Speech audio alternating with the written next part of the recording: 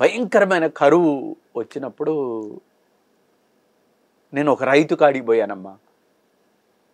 ఆయన ఒక్కటే మాట అన్నాడు, సార్ మీరు కవి అట కదా, ఒక్క వర్షం పడితే పొట్టతోటి ఉంది సార్, డెలివరీ అయింది పంట అని అన్నాడు. అప్పుడు నేను అయ్యో మహానుభావుడా, నీకోసమైనా నేను రాస్తానని గట్టు మీద కూకొని రాసి పాడాను.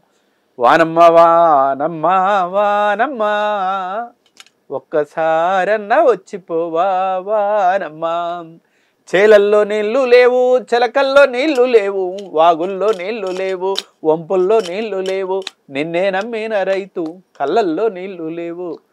వానమ్మ వానమ్మ వానమ్మ ఒక్కసారన్నా వచ్చిపోవా వానమ్మ, ఎదిగేటి మిరపసేను ఎండల్లో ఎండిపోయే, సక్కాని మొక్కజొన్న ఎక్కెక్కి ఎడబసాగే, పలుబోసుకున్న కంకి పాలన్నీ ఉడిగిపోయే, నిలుబోసుకున్న సేను నీళ్ళాడలేకపాయే. వానమ్మ వానమ్మ వానమ్మ ఒక్కసారన్నా వచ్చిపోవా వానమ్మ. అదేమ్మా.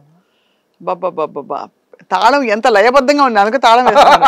వానమ్మ వానమ్మ వానమ్మ ఒక్కసారి.